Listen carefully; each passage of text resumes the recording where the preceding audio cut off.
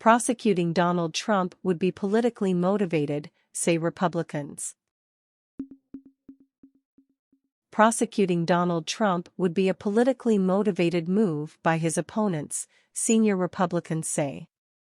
On Saturday, the former U.S. president said his arrest could happen next week, based on media reports. But Democrats have said no one is above the law and accused Mr. Trump of recklessly stoking political divisions. The case focuses on alleged hush money paid on Mr. Trump's behalf by his lawyer to porn star Stormy Daniels ahead of the 2016 presidential election.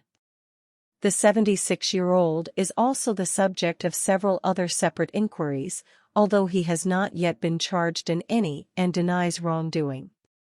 Mr. Trump has pledged to continue his campaign to become the Republican nominee in the 2024 presidential election, even if he is indicted.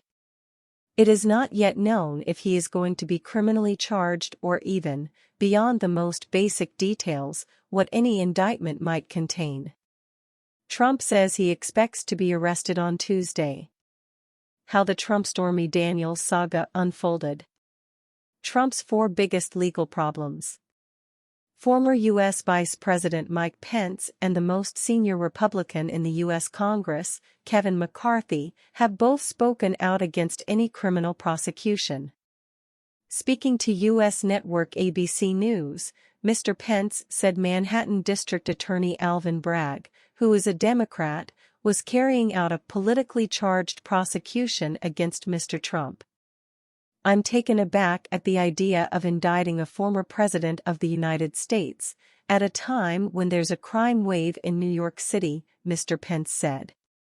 The fact that the Manhattan DA, district attorney, thinks that indicting President Trump is his top priority, I think just tells you everything you need to know about the radical left in this country, he told the broadcaster. In his statement on Saturday, Mr. Trump called for mass protests from supporters and accused Mr. Bragg's office of illegal leaks to journalists. Asked about the call for protests, Mr. Pence said that U.S. citizens have a constitutional right to peaceably assemble, but also said any action must take place peacefully and in a lawful manner. Speaker of the U.S. House of Representatives, Kevin McCarthy, called the investigation an outrageous abuse of power by a radical DA. In a tweet, he also promised to investigate whether federal money was being used to interfere in elections with politically motivated prosecutions. Democrats accused Mr. Trump of stirring up political divisions with his claims. Speaking to ABC News, Democratic Senator Elizabeth Warren said no one is above the law even if they happen to have been president, and any investigation must be allowed to go forward appropriately. "There's no reason to protest this. This is the law operating as it should without fear or favor for anyone," she said.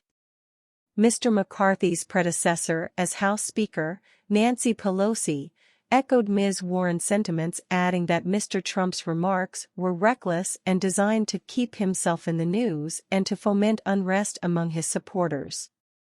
"He cannot hide from his violations of the law, disrespect for our elections, and incitements to violence.